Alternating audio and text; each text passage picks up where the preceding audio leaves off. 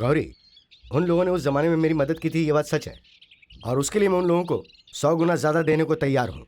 लेकिन इसका मतलब ये नहीं कि मैं तुम्हारी बलि चढ़ा लूं। उन लोगों ने जो पैसे दिए थे वो आप लौटा देंगे, पर उन्हें जो जुबान आपने दी थी उसका क्या?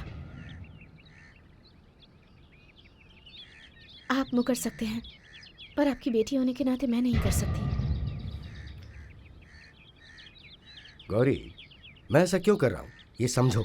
तुम्हारा फैसला गलत है। नहीं पापा, मेरा फैसला कभी गलत नहीं हो सकता। मतलब करोड़पति के बदले तुम एक भिखारी से शादी करना चाहोगी? यस, अगर चप्पल सोने की भी बनी हो तो उसे पैरों में ही पहना जाता है, पर पत्थर से बने हुए भगवान के आगे हम सिर झुकाते हैं। मेरी नज़र में तो मधु भगवान है और उसके प्यार में कोई मिलावट नहीं है। पापा, मैं आपके आशीर्वाद से सारे गांव वालों के सामने उनसे शादी करना चाहती हूँ। हमें मजबूर मत कीजिए कि हमें किसी रजिस्ट्रार ऑफिस या मंदिर में जाना पड़े, please. She is right uncle, Gauri का फैसला बिल्कुल सही है। What are you talking? उसने तो तुम्हारे ऊपर भी हाथ उठाया था। उसने हाथ उठाया है, लेकिन मुझ पर नहीं अंकल, मेरे ईगो पर। वो पढ़ा लिखा नहीं है। मैंने ही उसे कहा था I want to be your हबीब कहने के लिए। हाँ गौरी, लेकिन उसके लिए मैं तुमसे माफ़ी नहीं मांग रहा हूँ, क्योंकि अगर मैंने वो बता दिया होता तो तुम्हारे मन में किसके लिए प्यार है कभी नहीं जान पाता। आनंद, मुझे सब पता है अंकल, वो बचपन से ही गौरी को प्यार करता आया है। उसका दिल बच्चे की तरह साफ है और वो बहुत मासूम भी है। एक बात मैं सच सच बताऊं, उसके अंदर जो सिंसियरिटी है वो मेरे अंदर नहीं है। वही तुम्हारे लिए सही पति है। All the best Gauri.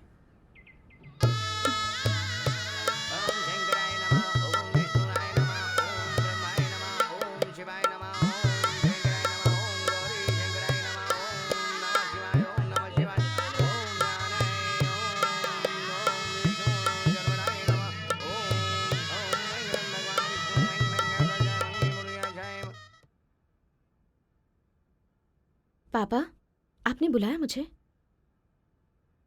हाँ बेटी, तुमसे एक जरूरी बात करनी है। बताइए ना पापा। तुम मेरे घर में एक राजकुमारी की तरह रही हो।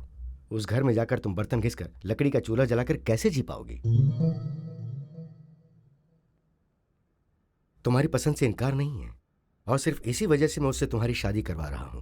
पर अभी तुम्हारा पिता होने के नाते मैं तुमसे कुछ मांगता हूं, वो दे पाओगी? चाहे तुम्हें कोई भी तरीका अपनाना पड़े, तुम अपने पति को उस घर से बाहर निकालोगी। मैं उसके नाम पे एक कॉटन मिल कर दूंगा। इससे वो खुश भी रहेगा और राजा के जैसे जिएगा।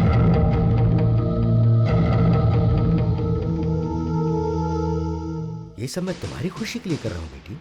आखिर तुम्हारे पति के नाम कुछ तो होना चाहिए ना। मैं तुम्हारी जिंदगी को खुशनुमा देखना चाहता हूं, तो तुम्हें उन 4 भाइयों से अपने पति को अलग करना होगा। बोलो, क्या ये कर पाओगी तुम? बोलो बेटी। ठीक है पापा, मैं पूरी कोशिश करूंगी।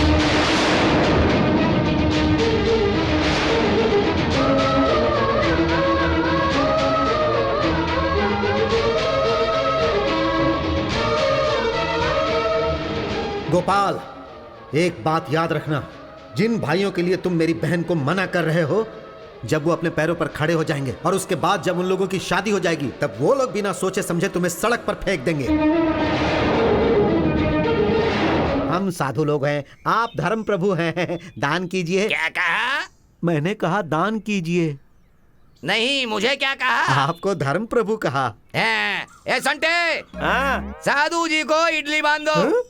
आहा आहा, आप बहुत बड़े दानी हैं। आप जैसे लोगों के कारण ही समय पर देश में बारिश होती है और फसल कम नहीं होता। ए संटे, साधु जी को मसाला डोसा, मसाला वड़ा दोनों बांध दो। ठीक है। आहा, आज तक मैंने दानवीर कर्ण का नाम सुना था, आज आपको प्रत्यक्ष में देख रहा हूँ प्रभु। अरे मस्त मजा आया। ए स्वामी जी को उपमा और चिल्ला चटनी लगा करके ऊपर से बादाम डाल देना। हाँ।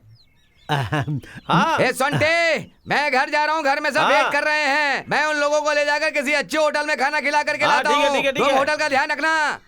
प्रभु, क्या है? वो इडली डोसा बड़ा आप अपने हाथों से देते बता तो मैं क्यों दूं? तू कौन है? नहीं दोगे? मैं तुझे भीख क्यों दूं? क्यों दूं भीख? मैं अपने मन की खुशी के लिए दान कर्ण, महाप्रभु, शिव चक्रवर्ती ये मिलाकर क्यों बोला था तू? मैंने अपने मन की खुशी के लिए तुझे उपमा मसाला वड़ा, मसाला डोसा, तुझे साथ देने को बोला था। अब हम दोनों की बातें बराबर हो गई। चल निकल ले। साहब ये अन्याय मैं है। तुझ पे अन्याय कर रहा हूँ। ए सोंटी, हाँ। इसके 4 लगा के इसको बाहर कर दे। बड़ा चला के मार दूं क्या? नहीं मर जाएगा या मर्डर केस मेरे ऊपर आ जाएगा। ये बात है तो फिर इडली से ही मारता हूँ।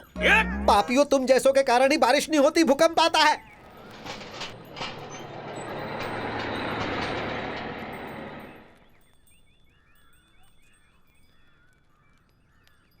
नमस्ते मालिक। हाँ नमस्ते शंकर जी, बोलिए क्या बात है। कुछ नहीं मालिक, मालकिन के लिए घर वालों ने कुछ सामान भेजा है। ओहो ये बात है। बेटा गौरी।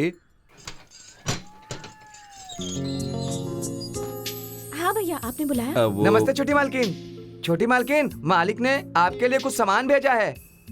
इस लिस्ट के हिसाब से आप सारा सामान चेक कर लीजिए।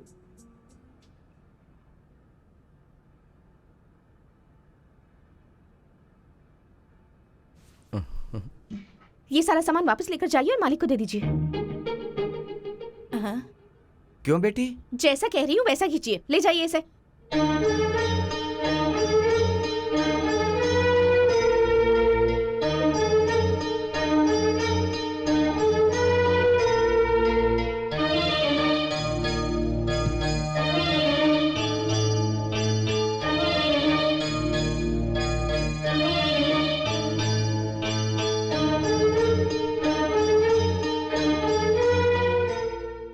ये तुमने क्या किया गौरी?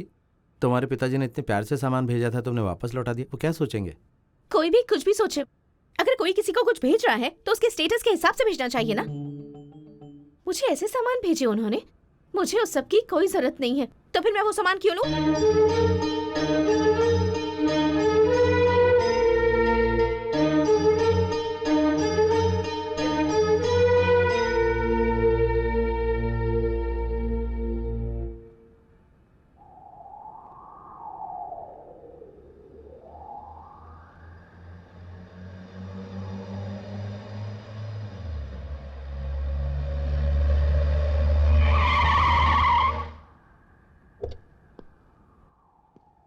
गौरी, गौरी,